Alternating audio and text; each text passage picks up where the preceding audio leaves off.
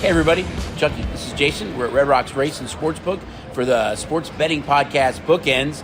And before we jump into it, Jay, first I just want to wish everybody a Merry Christmas and Happy Holidays. Hope you get to spend some time with your family and really enjoy this time of year. It's a special time, and of course there's no better way to enjoy it than with STN Sports. So it brings the Sportsbook to you, but with all these games going on and stuff, it's going to be a busy holiday season from the sports side of it. Yeah, absolutely. Happy holidays from me. Happy New Year. It's going to be great, though, with Christmas Eve when we get a full slate of NFL games. Christmas Day, obviously the NBA with their games, and 3 NFL games on Christmas Day. So, again, we'll be working the holidays here and enjoying the games, but a great and exciting time. And like you said, a great time to have the app. If you're not able to sneak out and get down to the book, have that app and you'll be able to play all the games, play all the in-play that we have on all these games over the holiday weekend. And I think especially, out here in Vegas, Christmas Eve, everyone might be, enjoying Christmas dinner, family and friends, and the Raiders kick off at 5:15 that night. So we'll see how it goes, everybody. But we're going to dive right into it. It's kind of our pro football special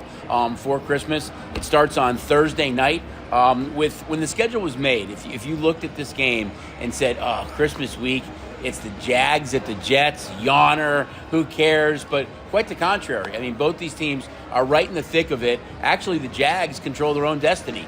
If they can somehow win this game against the Jets, they then play the Texans, which is a very winnable game, and they host the Titans, who they just beat a few weeks ago. So the Jags could be a surprise team that actually gets in. The Jets have stumbled a little bit, but Zach Wilson's back. They were right in that game against Detroit before losing last week, but they're right in this game too, Jay, and they still have a chance at a wild card spot. Yeah, starting with the Jags, I mean, obviously a huge upset win, in particular for the books. The money lines had a lot of the favorites come in. The Jaguars were one of the big upsets kind of there as a 4-point underdog to Dallas, really getting outplayed throughout the entire game, and then they get the interception return in the overtime to go ahead and win it.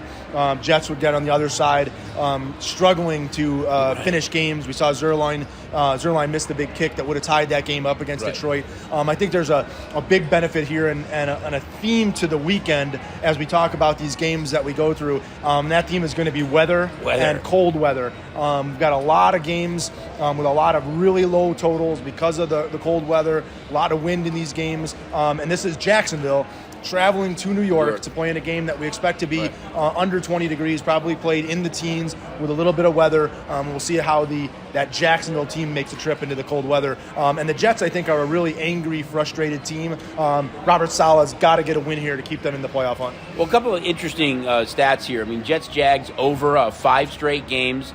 Touchdown, the Jags control their own destiny. 64% of the tickets in this game are on the Jags, but we've seen the number. It was picked. We kind of left it up to you guys to push it either way. We've seen this number now go to the Jets, the favorite. It looks like it's going to creep up a little bit more. One stat that really jumps out to me is rookie corner Sauce Gardner for the Jets. Jay, he's given up 1 catch or fewer in half of his games this year, which is unbelievable. And a big reason for that is teams just don't throw against him. Last week against Detroit with Jared Goff and that offense that has been really lights out of late, they threw at him exactly 0 times. Well, and that doesn't bode well when you're going to go into New York in the cold weather and probably 10 to 15 mile-an-hour winds. So they've been winning these games on Trevor Lawrence's arm. He's been throwing for 300-plus with a bunch of touchdowns. They're going to need to do it more with ETN in the running game here in the cold and the wind, and I think that's why you see the number moving more towards the Jets. But again, it's a big game to both teams, and as Jay mentioned, it's weather, and more weather. Just look at it daily because I think things can change rapidly, and you've seen a lot of these totals start to drop. That's the Thursday night game. We're going to jump into the Christmas Eve day games. Giants-Vikings, with Giants come away with that big win against the Commanders on Monday Night Football or Sunday Night Football. They're now 8-5. The Vikings still in the number 2 seed, 11-3 with that big comeback. Couple of cool stats here. Giants are 5-1 against the spread. Their last 6 road games.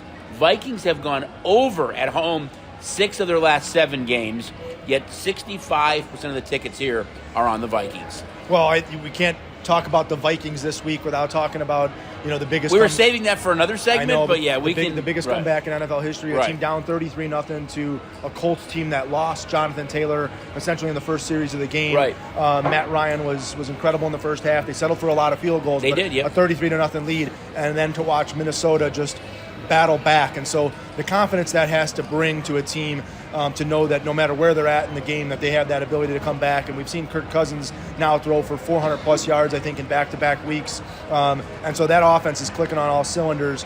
They go up against the Giants' defense, which we saw really dominate the Commanders. Right. Kayvon Thibodeau was absolutely incredible that game. We're going to have to see a lot of Saquon Barkley, and obviously you can have success against this Minnesota defense. Right. They can be passed on, they can be run on, and so the Giants need to control the ball to kind of hold down that Minnesota offense that isn't going to be out of any games. They know that they can come back. Right. I mean, I think you look at Minnesota, and they're holding on to that number 2 spot against San Francisco. Any loss is going to be catastrophic the way that San Francisco is playing right now. But I think a big part of this game is going to be Daniel Jones. The Vikings are second to last as far as fantasy points given up to wide receivers. They get torched in the secondary, and as Jay alluded to earlier, Matt Ryan was really good in the first half. For whatever reason, they kind of got away from that. Didn't like the way they managed the clock. They should have kind of taken it down to 1 or 2 seconds on every drive. Didn't do that. Ultimately, it cost them the game. But I think Daniel Jones has to have a big game here for the Giants against that secondary that is really beatable for the Vikings. Yeah, and the one thing from a little bit of a handicapping strategy in this game, Minnesota did play on Saturday, right. So they get a little bit of extra rest going in this game versus the Giants, who played on Monday night or Sunday night. So just from a standpoint of the extra rest, just on Sunday, Saturday to Sunday, there's a 1 day extra rest for the Vikings there. At this time of year when the players are really banged up, that right. extra rest does tend to lead to big things. So that's a big game. Another big game kind of in NFC is we're going to look at the Carolina Panthers and the Detroit Lions. I mean, no team is hotter than the Lions right now. I think their only loss in the last 6 weeks was on Thanksgiving at home to Buffalo, where they lost by 3 points. They're a small favorite here. 85% of the tickets from you guys are on the Detroit Lions. Who would have thought, again, that we're, week 16, we're talking about the Jags, the Jets, the Lions, all having opportunities to make the postseason. Lions are 5-0 against the spread their last 5 games. Carolina is 4-1 against the spread their last 5 games. The Lions are also 6-1 straight up their last 7. So I can see why you guys back them. I don't think anybody thought when they got off to that kind of really slow start this year that we'd be talking about the Lions making the postseason. But Goff has played well. Swift looks like he's back to close to 100%. You've got Amari St. Brown. You've got DJ Chark, Jameson Williamson. You've got some young wideouts there that are really making a difference for this Lions team. And they're really good right now. And if they win out, they might be a wild card team in the NFC. Yeah, and they're not only doing it on offense, which is what we saw from the Lions kind of the first half of the season, that was that offense putting up points but not able to defend the end zone, defend the red zone on the defensive side of things. And it's really kind of been a reverse. They're staying competitive on offense, but the defense has been really, really fantastic. Right. Carolina had a huge win in Seattle that kind of leapfrogged them to being controlling the destiny in the NFC South. And then a devastating loss to the Steelers last week in a game that they were really dominated by the Steelers. So this is a really bounce-back situation by Carolina being a home dog. Right. But I expect the money to be on the Lions here with the role that they've been on and the fact that they do have the more dynamic offense coming into this game. Carolina just doesn't get it done with any consistency. You kind of hope DJ Moore or somebody breaks some big runs because they just haven't been that ground and pound. And I know Foreman, they've got that laundry list of running backs that they have there, but I do expect a lot of money to be on Detroit. This will be another game that's going to be cold down in Carolina, but not nearly the wind or any precipitation. Just be a game that should be probably a little bit below freezing. One of the highest ticket counts, as we kind of mentioned, is on Detroit, but the number has come down a little bit as far as what the action's been. But I agree with Jay. I think by the time this game kicks off, we're clearly going to be Panthers fans from our side of the counter. Now Cincinnati and the Patriots. Cincinnati 10-4 right now. Patriots 7-7. That devastating loss against the Raiders. The Sin City Miracle. I don't think there's much else you can say right now. I'm not sure what the Patriots were thinking. Cincy's 5-0 against the spread their last 5. They've won 6 straight games. New England has kind of owned Cincy, though, of late, going 7-1 straight up the last 8. This is another game. We're seeing a trend this week where favorites are really dominating the ticket counts. And this game for Cincy right now, 84% of the tickets are on the Bengals. So no team hotter maybe in the AFC than Cincinnati right now. They're on top of the Ravens in the AFC North. They're healthy. They're getting their game together. It's a dangerous Bengal team against a Patriot team now. How do they get back up off the mat after losing that game against the Raiders. Yeah, not only losing that game, but the West Coast swing of going to Arizona, coming to Las Vegas, and now going back home to what's going to be another cold weather game for us. Both these teams familiar with playing in the cold weather. Yeah, I don't know how you get back up off the mat after that. However, you talk about that ticket count being on Cincinnati and a lot of public on Cincinnati. I will tell you that the sharp money, some of the bigger bets that we've taken this week have been on the Patriots. This game was 4.5, 4 down to 3.5 because of that sharp money on the Pats. Maybe they have that approach of circle the wagons a bit. I mean, they were a team that really needed that win against the Raiders. They have arguably the toughest schedule left in the AFC. They're 7-7. They're still mathematically in it, but they pretty much have to win almost every game right now. And again, a back-to-back road game for Cincinnati, traveling down to Tampa, a team they got down to 17-0, and then blew them out from there. Now heading up to New England. All right, so now another cold weather game. This is Bills-Bears right now. The Bears, first they host the Eagles last week, then they host the Bills this week, two teams that might be playing in Glendale in February. It's going to be really cold here as well. Watch the weather. We've seen this total drop somewhat. Blizzard hit Chicago on Friday. Not sure where we're going to be on Sunday yet, but a couple of trends here as well, Jay. Buffalo, 5 straight road games have gone under, yet the Bears, 7 of their last 8 games have gone over. Maybe not quite the disparity in ticket count here, as 61% of the tickets are on the Bills. But I think you look at this young Bear team and Justin Fields, they've played really good. They're just not getting the wins. They sit in the number 2 spot right now in the NFL draft. They got a lot of guys hurt last week. It's a game, though, again, it's going to be really cold. Both the number and total have dropped significantly since we posted it on Monday morning. Yeah, not only cold, but really windy. You're supposed to have up to 25 mile an hour winds, potentially 35 mile an hour gusts. So that really takes away two of the weapons or some of the weapons for Josh Allen if he can't get the ball to Diggs or he can't throw the ball deep to Davis, depending on which way they're going. But the one thing the Bears were kind of exploited last week was that Justin Hurts was able to run the ball anytime he really wanted to and was able to run for 3 touchdowns, stealing those touchdowns from guys like Sanders, if you're playing fantasy football. A.J. Brown, Devonta Smith. Big win out of him. But they were able to run the ball, and Josh Allen kind of can mirror what Jalen Hurts does with that ability to run the football. And this is actually a fantastic game when we talk about quarterbacks being able to run the football, and maybe it doesn't influence the quarterbacks that much with having those high wins because Hurts and Fields can go back and forth, Allen and Fields can go back and forth with running the football. And you talked about where the Bears are sitting, and we kind of see the same spot as a 8.5, 9-point underdog. Really battled and stayed in there last week to help the books out as an 8-point dog last week, covering against the Eagles, staying in that game. We'll need to see a similar effort from the Bears in this one to hang with the Bills, as we're going to get a lot more money on the Bills. But again, a total that's lower than 40, or I think it's actually right at 40. I think we've got 8 of our 16 games this week have a total of 40 or less. So really a lot of cold weather, but incredible to think that we have over half the games are in the 30s. When earlier this year, league. Almost all the games were. We would say every game was in the mid 40s and some in the 50s. We're just not seeing those totals anymore. I think a lot of it's the weather, but it's also a product of the quarterback play. It's such a quarterback-driven league, and you've seen so many guys get hurt and change at the quarterback position that it's not the same as we saw earlier this year. I know we touched on earlier the Jags-Jets game. One thing we didn't mention is that really it's the first time that the number 1 and number 2 pick from a few years ago's draft is playing each other in Zach Wilson and Trevor Lawrence. I just saw something today, actually, if they did a redraft for that draft, the number 1 pick would be Trevor Lawrence, but the New York Jets would have selected Justin Fields. So we'll see how Fields does this week against the Buffalo Bills. Now what would have been the marquee game of the week. I think by far this is a playoff caliber game, would have generated the most handle, the most excitement. There's only 2 1 o'clock afternoon games on Christmas Eve. On Saturday is the Philadelphia Eagles travel to the Dallas Cowboys. Cowboys are still chasing them. Eagles need 1 win to host every playoff game in the NFC. And if you're a fantasy guy, this game hurts so bad because you're not going to have Jalen Hurts. The number changed dramatically. I know we were putting it up Monday. We thought it would be about maybe 1.5. Even talked about that Philly could ultimately maybe get bet to the favorite in this game. In a short period of time, this number shot all the way up to 6, only to find out that Jalen Hurts more than likely isn't going to play in this game because of a sprained shoulder. But, it changed dramatically. Cowboys are a big favorite. It's Gardner Minshew time. But one of the things that really stood out to me, Jay, is that 69% of the tickets are still on the Eagles. They've won 5 straight road games. Cowboys have won 5 straight home games.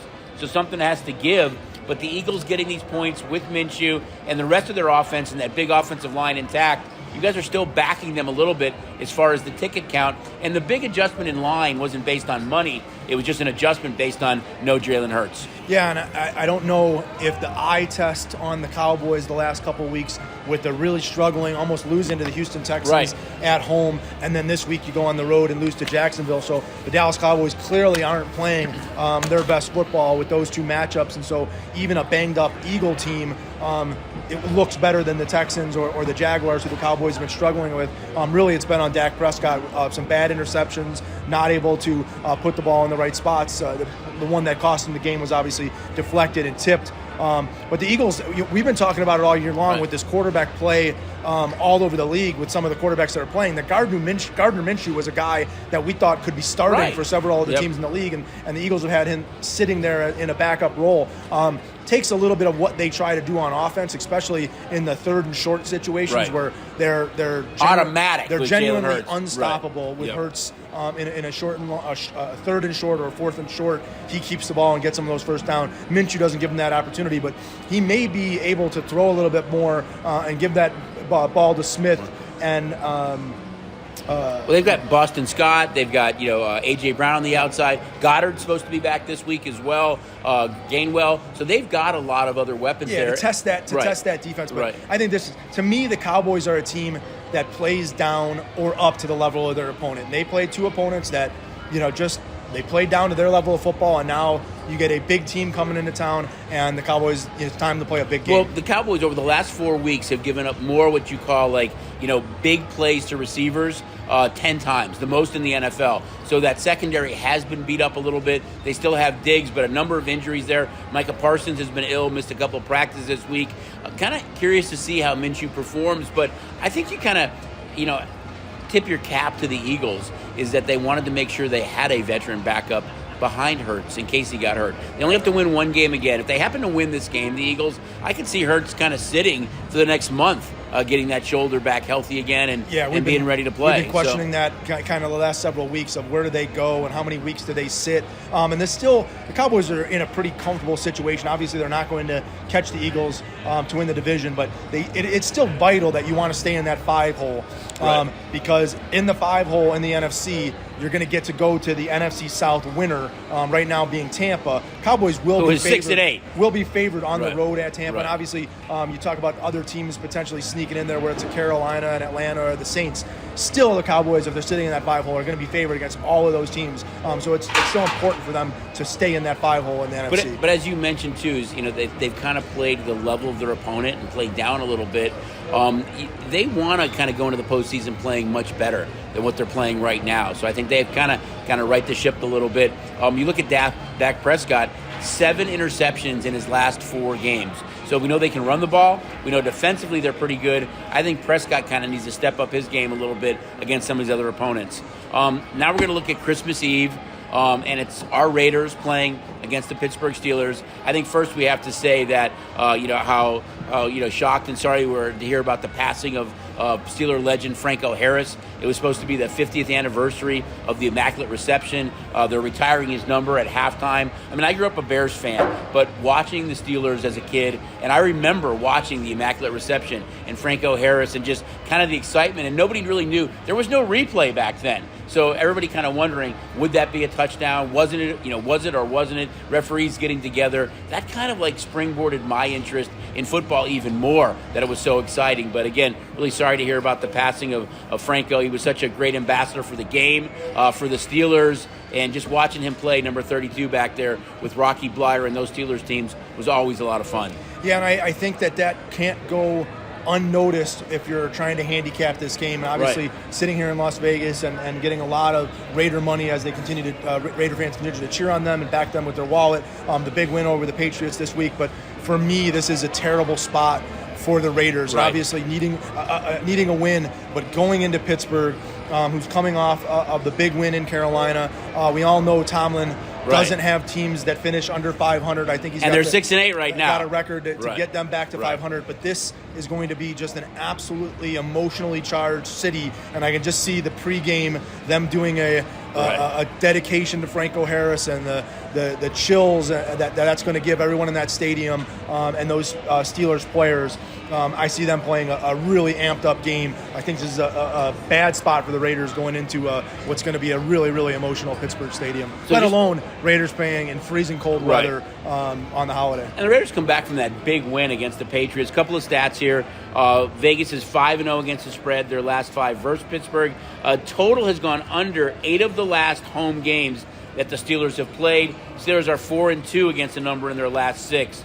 But I agree with you. I think from an emotional standpoint and just what Franco has meant to that city and that team, you're going to see an inspired group of Steelers that night. Now, if the Raiders are able to get a car to Adams, again, they're the better offense in this game. Don't forget Renfro and Waller, too. If they can get the offense going, it's going to lead to good things for them because the Steelers can't match them in a light up the scoreboard type game. They just don't have the offense to do that. So, but I think this is going to be one of those more ground and pound type games. Raiders are going to need some success from Josh Jacobs. But if they're able to score and score early, really going to take the Steelers out of their what they want to do, and that's ground and pound. So now we're going to jump over to Sunday, Christmas Day.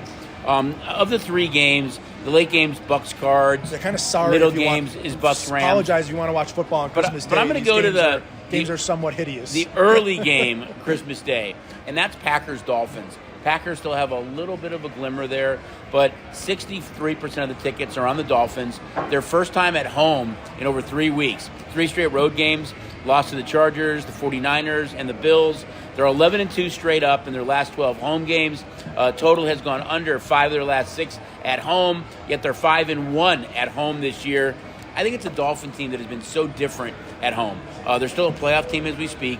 They've given up less than 3 scores at home, but given up more than 5 scores when they're on the road. So they feel much more comfortable there. Packers got the win. They have to travel this past week against the Rams. They travel across country on Christmas to play Miami. I think it's a Packer team that they need a ton of help to get in. I look for the Dolphins to kind of right the ship here and get a home win and kind of get better or get well before the playoffs start. Yeah, and they've really, those 3 losses are the 3 teams that are, playoff quality teams. We talk about the Niners, the Chargers, and then the Bills. And they were winning in 2 of those 3 games, and beating the Chargers and beating the Bills into the fourth quarter in Buffalo. Not a lot of things that a team can say. Not a lot of teams around the league can say that.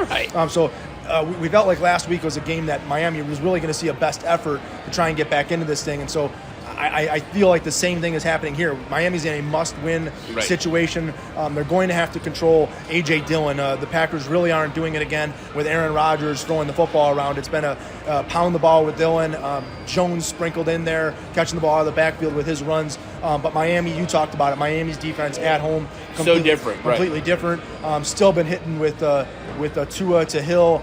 Finally starting to maybe find Jalen Waddle, and I know I'll talk about him a little bit later. But this seems like it should be a good spot for the Dolphins. However, the Green Bay getting out of their frozen tundra, getting to play in what should be the nicest weather game of the week. Still going to be in the 40s or 50s. Yeah, outside of the dome stadium, but. This should be a game this is the one that you want to watch. Get up early, open up the Christmas gifts, watch the morning game, because these other 2 games, Christmas Day, are not games that should be entertaining. They're turkeys, maybe you can make some money on them, but they're not entertaining. I think when you look at the Packers and Rodgers, I know they got that win against the Rams, but it's kind of been that same soap opera. Is that there was an opportunity to score late in the game. Rodgers threw the ball, it basically hit Watson in the feet, and then after the game they asked him about it, and his response was basically, if you're a young wide receiver and you want to catch touchdown passes from me, you better know the plays. And that's been the case all year with Romeo Doubs and Christian Watson. He's got young receivers there. They didn't really go out and get him that big-time wideout after they lost Adams to kind of help. It's been just kind of a project all year long, and it really has hurt the Packers. I think if you were able to go back and look at our preseason special of Bookends, we talked about how we thought the Vikings would win the North and the Packers might not make the playoffs, and that pretty much has come true to form. Yeah, and really what was impressive to me was their last game against the Rams. I don't remember what it was, whether it was a 7-minute drive or an 8-minute drive to finish that game, was just their ability to run the ball and never give the ball back to the Rams. And if they're able to have that success this week, that's what they're going to have to do this week against the Dolphins to have success, is keep that Miami offense off the field, because Miami's looking for a breakout game here back at home to put some points on the board. The Rams were really banged up, though, too. I think, to me, that's not a great indicator for the Packers, but if they could somehow go in here and beat the Dolphins in a game that the Dolphins need to win, maybe they get a chance somehow to backdoor a playoff spot with the 7 spots in each division now. So that kind of breaks down the football schedule for this week, guys. We're going to come back and get into our favorite segments, and that's Stephen Money's Fantasy Football Fever.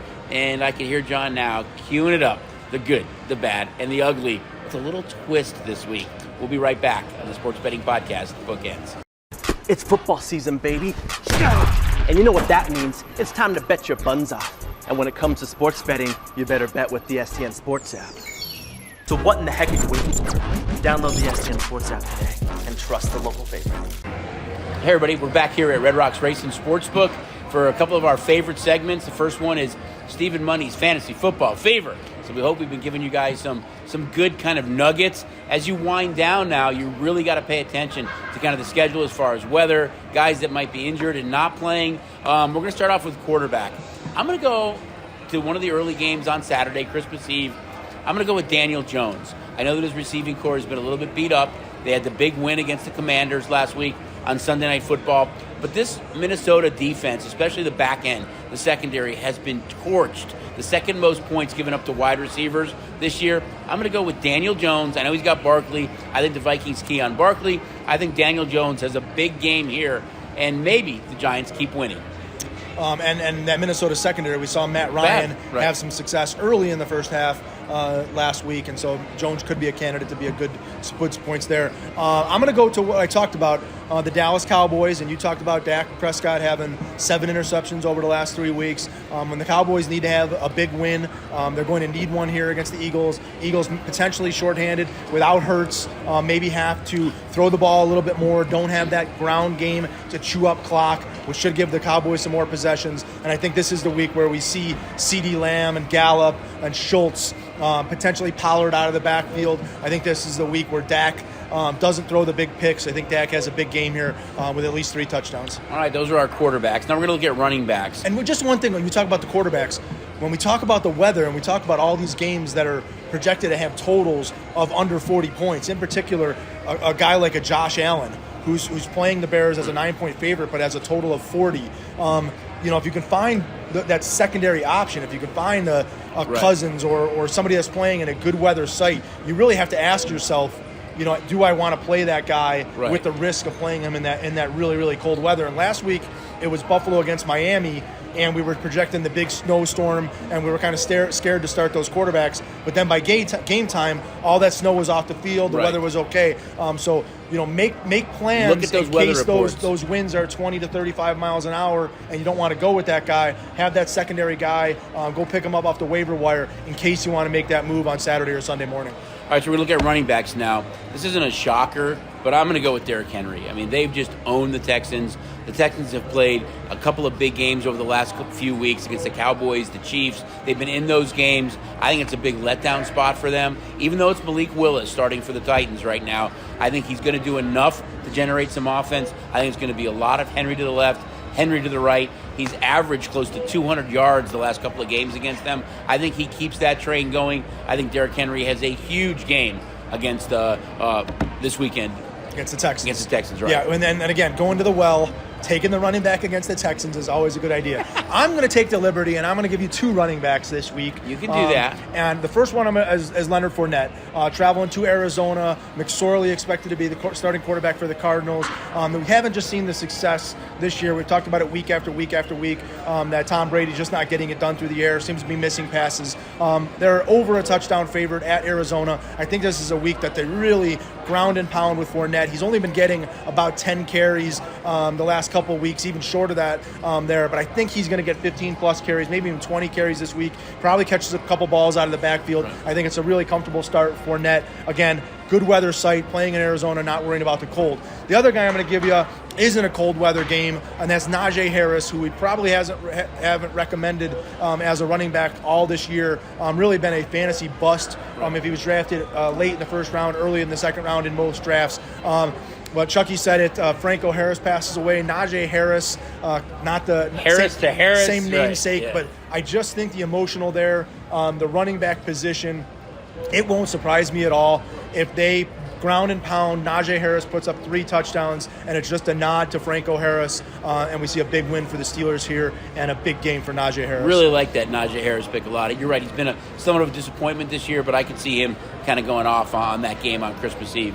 Wide receiver now, I'm going to go Keenan Allen of the Chargers. They play on Monday night against the Colts. We saw that Kirk Cousins and Justin Jefferson just lit that team up in the second half of the game. I think that Justin Herbert and Keenan Allen do the same thing. This Colts game, it's indoors. Weather isn't a factor. Chargers have one of the easier schedules left. I think they're going to sneak their way in and make the playoffs. I think they get a big win here against the Colts on Monday Night Football. Yeah, it's going to be interesting to see how the Colts get back up after last week, and obviously we know that they're making the quarterback change, Matt Ryan to Nick Foles, and so maybe that, one of the things when I take a quarterback or receiver that I'm always looking for is that the Chargers want to keep throwing in the game and not want to just run the ball out. So going to need some scoring from the Colts to keep that Chargers throwing and Keenan Allen have a big game. I'm going to go to Jalen Waddle. I think I've taken Jalen Waddle at least 3 times as my fantasy, and he's been awful the last several weeks. You actually stood up last time and did the Waddle? Waddle? I'm not standing up today. All right. I tried. But in his last 3 games on the road, we talked about the Dolphins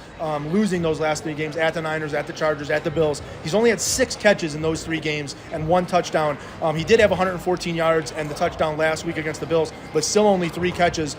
Previous to that, 2 catches and 1 catch. I think this is the game that he gets back on track. He's normally in that 5 to 6 receptions. Obviously, he's a deep play threat, potentially to have a 20-yard catch on each and every play. Back at home against the Packers in Miami, I think Jalen Waddle puts up a big game. That might be one of the reasons even the Dolphins have struggled a little bit. They've kind of got away from Waddle. It's been a lot more Hill. I think when they were playing their best when Gesicki and Waddle were getting involved a little bit more. Yeah, and just from another standpoint, recommendations, take a deeper look at your kickers this week, especially guys that are sitting in the fantasy playoffs, maybe in your semifinals, heading to your finals. Look at those games that have the wind and cold that you need to change kickers. Right. More defenses potentially open yourselves up to playing a different defense. Go look at specifically at the Saints or Browns, where that game's going to be played in 45-mile-an-hour winds. Potential to keep those games super low scoring and be able to steal points because nobody's going to score more than 20 points, and you can earn those cheap defensive points if you don't have one of those premium defenses available. So those are the insights for Stephen Money's Fantasy Football Fever. Now we're going to jump to kind of our favorite segment, and that's the good, the bad, and the ugly. Although this week it is the bad, the ugly, and the uglier. I don't know if we have to change the music at all, but it's just been one of those weeks, Jay. So we're going to start with the bad. What the heck is going on at T-Mobile? I mean, 7 of the last 8 games they've lost at home. This used to be the biggest home ice advantage in the league. We used to talk about the Vegas fever when opponents would get here. It has not been that way. It's strange because the Knights are having a really good season, but they're not as dominant as home. You still see a lot of sweaters from other teams in T-Mobile. I know we're a international city and a destination for everyone to come to, but we got to get back on track at home. So I'm sorry to say it's in our own backyard. But the bad is VGK at T-Mobile. Yeah, I'm not going to another game until they get a win. I got to see, I was in person, saw them get blown out by the Rangers, went to the game Monday night, saw them lose to Buffalo. They're playing aggressive hockey. I mean, it's still a great game to be watching. They're just not coming around on the right side of things. And again, we go back to exactly what happened to the Knights last year in the fact that they really struggled when they were missing the key component to their team. And again, we're in that same situation with Pietrangelo has finally returned, but no Theodore, no Eichel. Aiden Hill got a game the other night. It's just they don't have all the pieces of the puzzle, and so we got to get these guys healthy, get them back on the ice, but we're really struggling to put the biscuit in the basket. So now ugly. The New England Patriots. What in God's name was going on at Allegiant Stadium? Well, you can look at this one. Maybe this one could be the good if you were looking at it from a Raiders standpoint, but it's the ugly if you're looking at it from the Patriots standpoint, which the books were, because we had so much money on the Raiders this week. There was a lot of cash tickets on the Raiders this week, and the Patriots have a 24-17 lead. Carr able to hit Ford in the end zone, in which, with my eyes, sure looked like his toe was out of bounds. He was out of bounds. Able to tie it back up, and then I don't know what Ramadre Stevenson and then Jacoby Myers. His was just a little toss. But there's no Myers reason. Was 30 yards There's back. just no reason to make that play at all. Go down and head to overtime in one of the, more just absolutely unbelievable losses in the NFL that anyone has ever seen in the way that they've done it. I don't know that anyone's ever seen a game lost in that manner where you're heading to overtime and when you're losing, it's fine. We call it the loop-de-loops or oop-de-oops, and that's something you do on a kickoff return or when you're losing, not in a tie game when you're heading to overtime. It's so funny, but when a team is covering but losing and they're getting a kickoff like that, we always sit and look at each other and at the same time are like, okay, nothing goofy, nothing crazy, me in that exact same play. And then it happens when the score is tied. So it's definitely a little bit of a head scratcher. But as Jay alluded to earlier, we know that the Raiders, from your guys' betting side of it, have kind of delivered Cole this year. And I think it was Cole who actually caught that pass in the end zone. And then guess what? An early Christmas present on Sunday. You guys got it with the Raiders, coming back and covering that game. So now the uglier, or as John likes to call it, the downright embarrassing. The downright embarrassing, yep. You guys know what's coming. That would be on Saturday, the Indianapolis Colts, who led 33-0 at halftime and found a way to somehow lose that game. And not only lose a 33-0 lead, but for Matt Ryan, quarterback of the Colts, he now is the quarterback that has blown the biggest comeback in NFL history in the regular season. We saw him lose the Super Bowl to Tom Brady where he had a 28-3 lead. So he's also the quarterback that has lost the biggest comeback in Super Bowl history. The biggest international lead and the biggest lead in an NFC championship game. So I know they call him Matty Ice, but I'm saying he's Matty not so nice because I don't get it. I mean, but that was, an unbelievable game. Just the crowd, the atmosphere. It was funny, though, but even when they were up 33-0 watching the game, you just kind of had that sense that it's not over. They settled for a lot of field goals. They didn't milk the clock the way they should have. They were running, the offense still looked a little out of sync in the second half.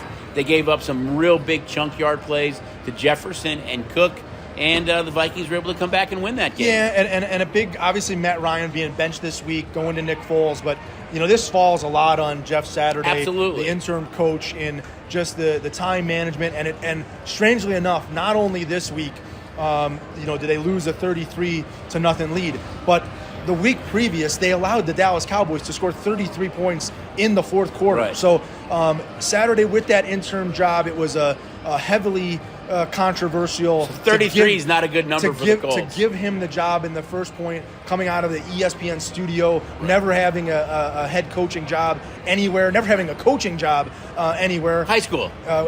But to get that job and now to lose in the manner in which they've done, it's probably sealed his deal as he's not getting the full-time job as the Colts. Most likely when the season ends, they'll be looking for a guy to replace him. But just absolutely unbelievable. And I'm sure for those of you that were on the other side of this, betting the Vikings as they were making that comeback, betting the Vikings on in-play on your STN Sports app. One of our biggest losses ever on in-play on the Vikings. Getting all those big plus prices, getting 12 and 15 to 1 on them coming back. It was much higher, just wasn't available at that time. But again, just another reason to have in-play at the palm of your hands so that when you see these things happening or these big potential comes back happening, you can hop on the phone and be able to place a wager. And although we had a decent week in football on Saturday and Sunday, you talk about those two big comeback games, the way the Raiders came back and the way the Vikings came back. Both really were beneficial to you guys. I mean, really changed the outcome of our day kind of dramatically, and you guys were able to cash on both those games. Yeah, and you had another one.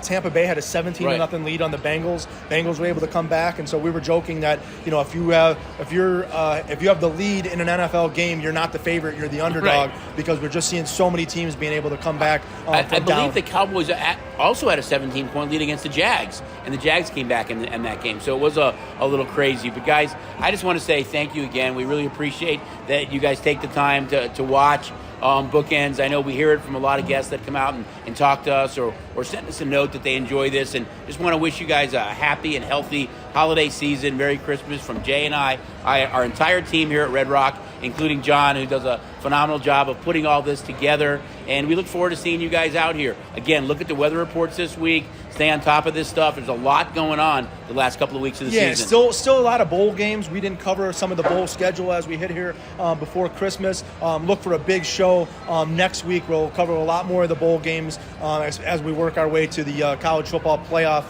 games coming up. So again, guys, happy holidays from everybody here at Red Rock and Bookends. We'll see you guys next week as we get ready to kick off the new year.